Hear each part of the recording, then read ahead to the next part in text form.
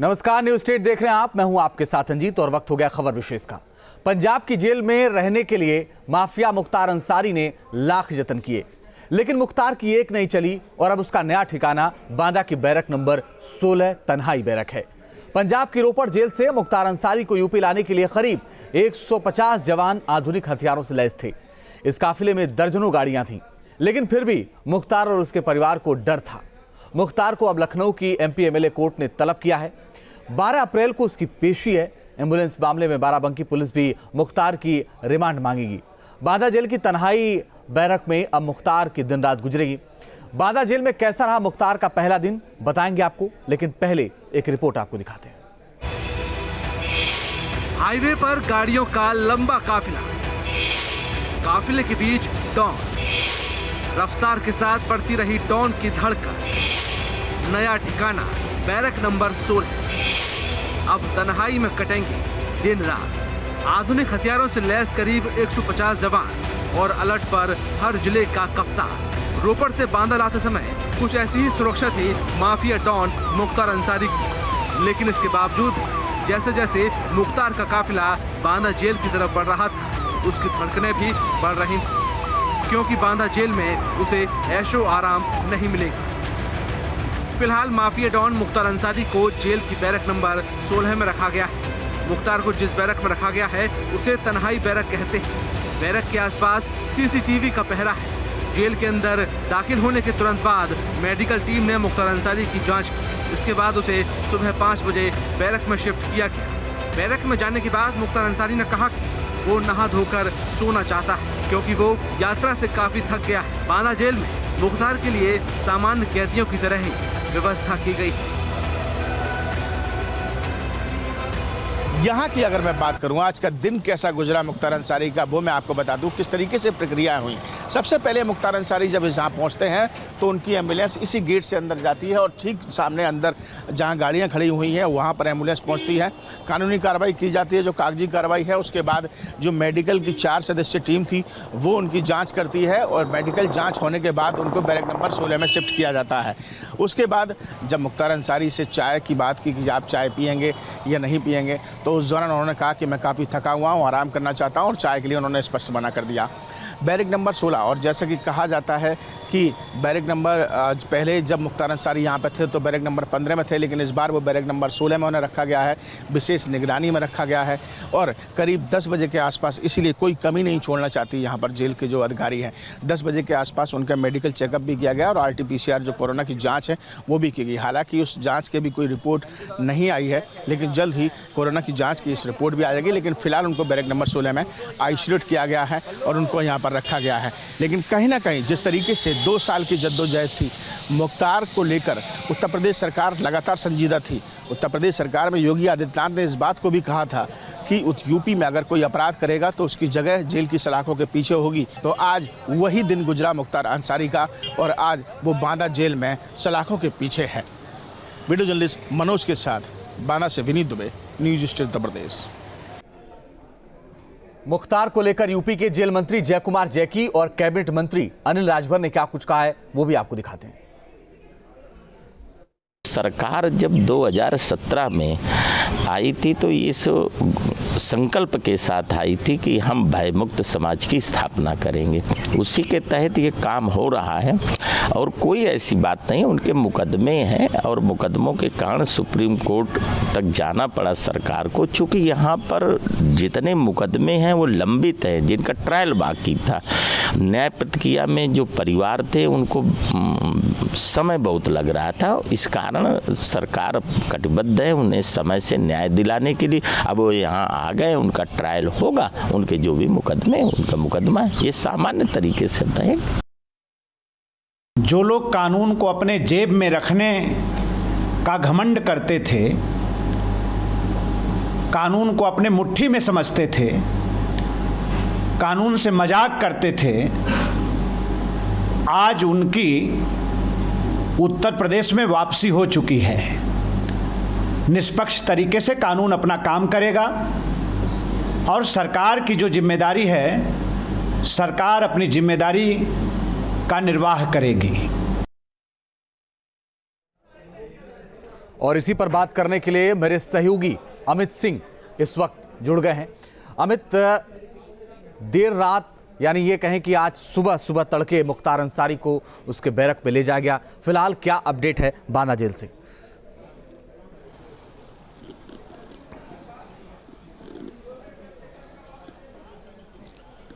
देखिए, सुबह 4:30 बजे के बाद मुख्तार अंसारी यहाँ पर पहुँचा था और तभी से वो जेल के अंदर मौजूद है। और जो हमारे सूत्र हैं उनसे हमने जब पता किया तो सबसे पहले यही पता चला कि उसने सुबह सुबह चाय लेने से मना किया।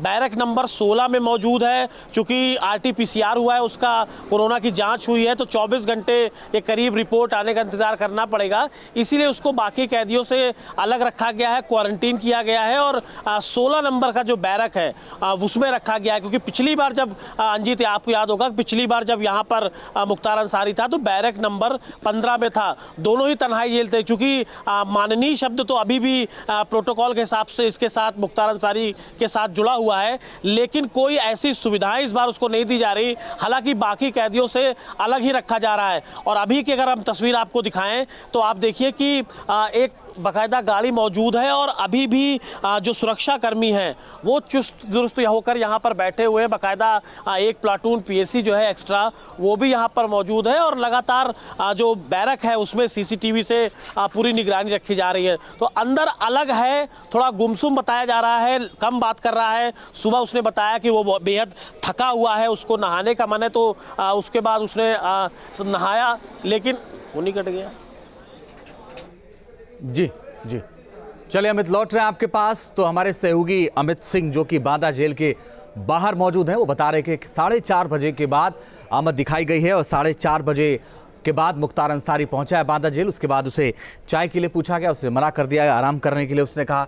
लेकिन ये कहा जा रहा है कि पूरी सुरक्षा की निगरानी फिलहाल लखनऊ से की जा रही है और जो बैरक नंबर 16 है उसमें रखा गया है। 27 महीने में एक बार भी पेश नहीं हुआ पंजाब की जेल में रहने के बाद। सेहत का हवाला देकर 54 बार तारीखें टलवाई थी मुख्तार ने, लेकिन अब ऐसा नहीं होगा। जेल से पंजाब सरकार को अंसारी ने चिट्ठी लिखी, यूपी जाने पर एनकाउंटर की आशंका भी जताई और उसके बाद बार बार वो उत्तर प्रदेश आने से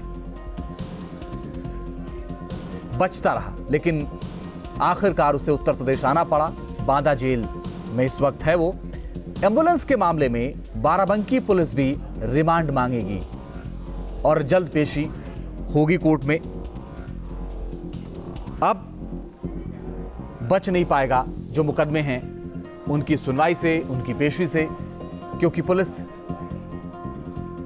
तेज काम कर रही है इस वक्त।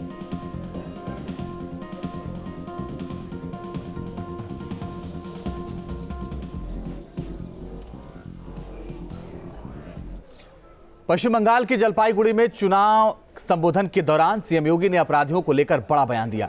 उन्होंने कहा कि पश्चिम बंगाल में बीजेपी की सरकार बनने के बाद टीएमसी के गुंडे जेल के शिकंजे में होंगे, जैसा उत्तर प्रदेश में अपराधियों के साथ किया गया। बंगाल विकास के पथ पर आगे बढ़ेगा और टीएमसी के गुंडों को निकाल करके कानून के शिकंजे में कसा जाएगा, जैसे आपने कल उत्तर प्रदेश के अंदर देखा होगा। ये अपराधी कहीं भी छिप जाए, ये तो तय है कि अपराधी को कांग्रेस, कम्युनिस्ट और टीएमसी जैसे दल संरक्षण जरूर देंगे।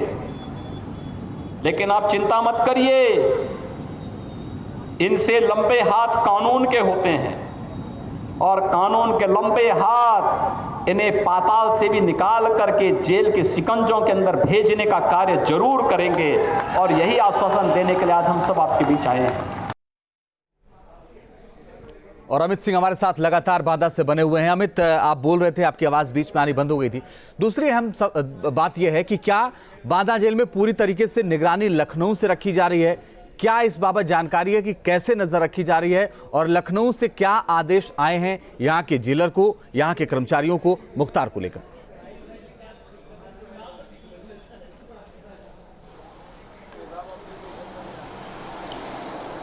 देखिए, लगातार जिस तरह मुख्तार की जो पत्नी है, जो परिवार वाले हैं, उनके जो भाई अफजाल अंसारी सांसद हैं, उन लोगों ने आशंका जताई थी कि कहीं ना कहीं इनकाउंटर किया जा सकता है, चूंकि एक हाई प्रोफाइल अपराधी है और मुख्तार अंसारी के काफ़ी जो दुश्मनी काफ़ी गैंग से लेकर है, तो कहीं ना कहीं दूसरे गैंग इस पर हमला कर सकते हैं, इसको लेकर ये आशंका जताई गई थी। लेकिन यूपी सरकार ने पूरी तरीके से ये भरोसा जताया था कि ऐसा कुछ नहीं होगा और शायद इसीलिए भारी भरकम सुरक्षा के बीच मुख्तार अंसारी को यहाँ पर लाया गया था। अगर हम सुरक्षा की बात करें तो सबसे बड़ी बात यह है कि जो यहाँ सीसीटीवी कैमरे लगे थे रंजीत, उनकी संख्या यहाँ पर दुगनी कर दी गई थी और एडीजी प्रयागराज जोन प्रेम प्रकाश, उनके पूरी निगरानी में इस ऑपरेशन को अंजाम दिया गया। उसको रोपड़ जेल से यहाँ तक लाया गया और एडीजी प्रेम प्रकाश ने बाकायदा जो पूरी रिपोर्ट है, जो जेल की रिपोर्ट है, यहाँ की जो स्थिति है, जो सुरक्षा को लेकर व्यापक तौर पर प्रबंध किए गए हैं, पूरी एक रिपोर्ट शासन को सौंपी है। और जो सीसीटीवी यहाँ पर लगे हैं, बाकायदा सीधे कमांड सेंटर लखनऊ में इसकी मॉनिटरिंग हो रही है। यानी आप सोच सकते हैं कि एक एक चीज़ की मॉनिटरिंग हो रही है। जो अधिकारी है वो सभी पर निगाह रख रहे हैं और अंदर से लेकर बाहर तक जिनकी तैनाती है, उनको कैसे क्या करना है और किसको अंदर आने देना है, किसको रोकना है, किससे क्या पूछना है, तमाम ऐसी चीज़ें हैं जिनको लेकर यहाँ पर जो मॉनिटरिंग है वो की जा रही है, व्यापक तौर पर निर्देश दिए जा रहे हैं। तो कहीं ना कहीं जो अंदेशा था वो बिल्कुल गलत साबित हुआ और पूरी तरीके से भारी सुरक्षा बंदोबस्त के बीच बैरक नंबर 16 में मुख्तार अंसारी बांदा जेल में बंद है और हम लगातार 2-3 दिन से यहाँ पर हैं। समय समय पर जिस तरह से सुरक्षा में जिस तरह से व्यापक तौर पर बदलाव देखे हमने अंजीत, तो बिल्कुल ये कहा जा सकता है कि एक किले के तौर पर यहाँ पर तब्दील कर दिया गया इस बांदा जेल को और कोई परिंदा पर न मार सके, ऐसी सुरक्षा व्यवस्था यहाँ पर बांदा जेल के बाहर और अंदर दोनों बनाई गई है। चलिए, आप नजर बनाए रखिएगा अमित, आगे लगातार आपसे अपडेट लेते रहेंगे। तो हमारे सहयोगी अमित ये बता रहे थे कि पूरी व्यवस्था की गई, सुरक्षा के पूरा इंतजाम किए गए। फिलहाल खबरों में आगे बढ़ते हैं और बात करते हैं कोरोना आउट ऑफ कंट्रोल की।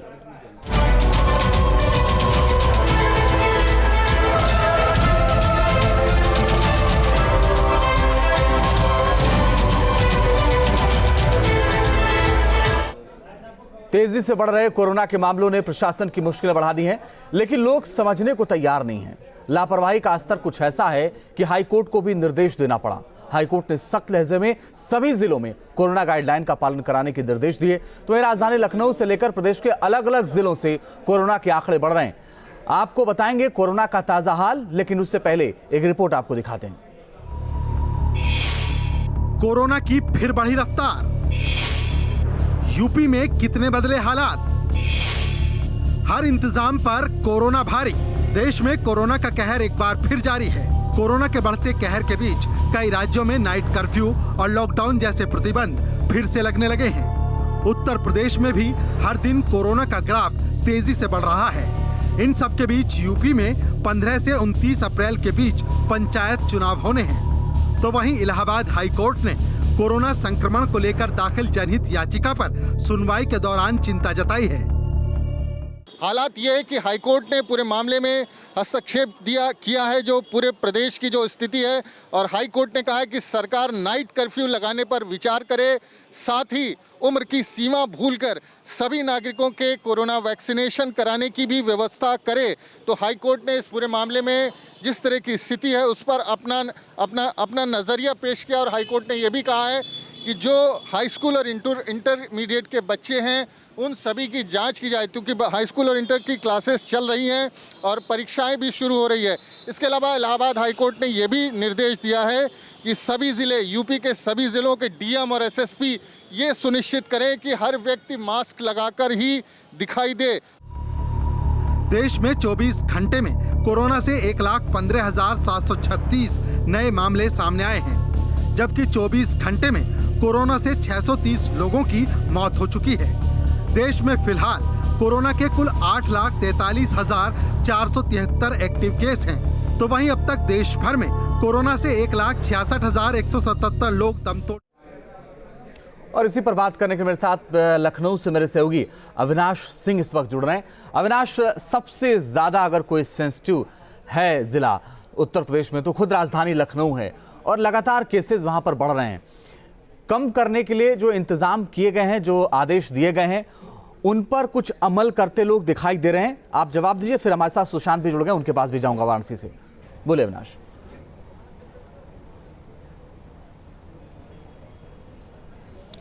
बिल्कुल सही कहा आपने अंजीत। देखिए, सबसे ज़्यादा खतरनाक स्थिति अगर पूरे उत्तर प्रदेश में कहीं है तो वो लखनऊ वो शहर है, क्योंकि हर रोज़ 1000 से ज़्यादा मामले यहाँ पर देखे जा रहे हैं। और हालांकि इसके मद्देनज़र शासन और प्रशासन की तरफ से सख्ती ज़रूर की जा रही है, लेकिन कह सकते हैं कि जो कोरोना का ग्राफ है, जो संक्रमण का जो ग्राफ है, वो नीचे नहीं जा रहा है। आज की बात करें तो जो मेडिकल कॉलेज है लखनऊ का, उसमें 40 से ज़्यादा जो खुद डॉक्टर हैं वहाँ के, वो संक्रमित पाए गए हैं।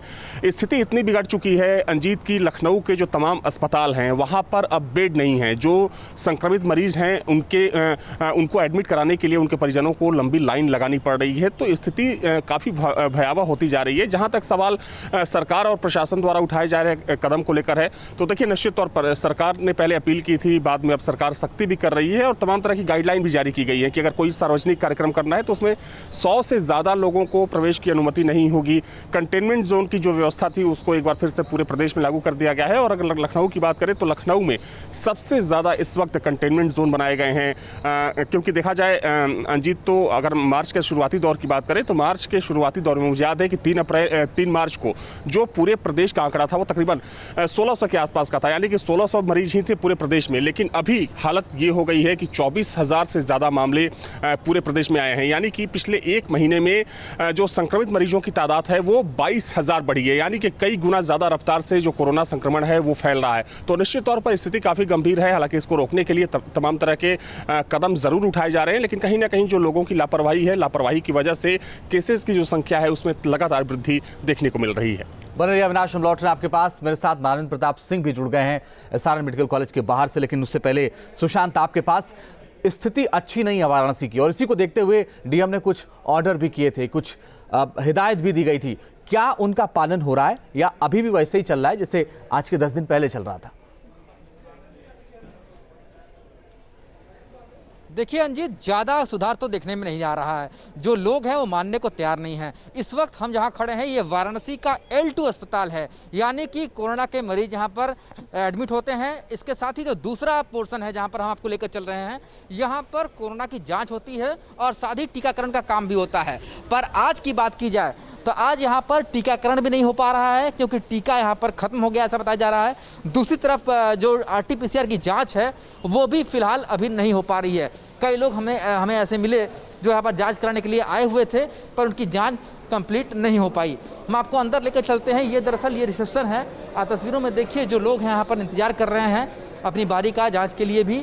और इसके साथ ही ये सबसे सुपर स्पेशलिटी अस्पताल यहाँ पर बनाया गया है कोरोना को देखते हुए। हालाँकि ये ESI अस्पताल है, पर सुपर स्पेशलिटी अस्पताल में इसको तब्दील किया गया है कोविड-19 के लिए। अब आपको सैंपलेशन सेंटर जहाँ पर कलेक्शन सेंटर है उसका देखिए हाल जो है फ़िलहाल अभी यहाँ पर बंद है। आप तस्वीरों में देख सकते हैं ये कोविड-19 का सैंपल कलेक्शन सेंटर की तस्वीर है जो फ़िलहाल अभी यहाँ पर बंद कर दिया गया है। अभी फ़िलहाल कुछ लोगों को इंतज़ार करने के लिए कहा गया है कि आप इंतज़ार कीजिए, उसके बाद जो कर्मचारी आएंगे तो RT-PCR की जाँच जो एंटीजन टेस्ट है वो भी कंप्लीट किया जाएगा। तो फिलहाल वाराणसी की ये L2 अस्पताल की जो तस्वीर है वो आपको दिखा रहे हैं।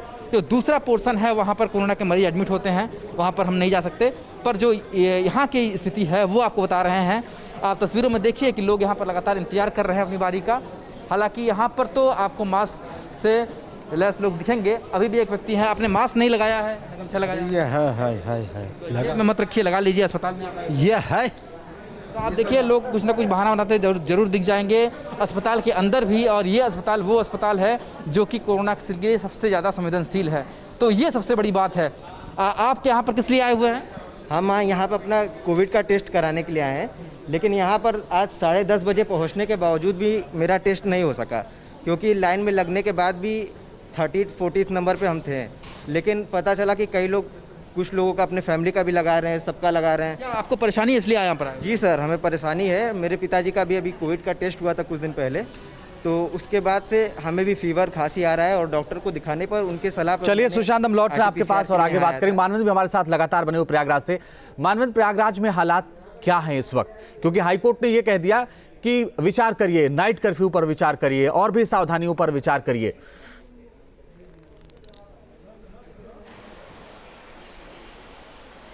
जी देखिए, प्रयागराज में स्थिति बहुत बदतर है। 1048 मामले 24 घंटे में सामने आए हैं और नियंत्रण नहीं हो पा रहा है। जिस तरह से हाईकोर्ट ने आदेश किया है कि सभी ज़िलों के डीएम और एसएसपी ये सुनिश्चित करें कि हर व्यक्ति 100% मास्किंग हो, यानी 100% लोग मास्क लगाकर ही दिखाई दें, लेकिन उस तरह की सख्ती बाहर बाज़ारों में, चौराहों पर नहीं दिखाई दे रही है। लोग लगातार लापरवाह बने हुए हैं और 24 घंटे में 3 लोगों की मौत हुई है।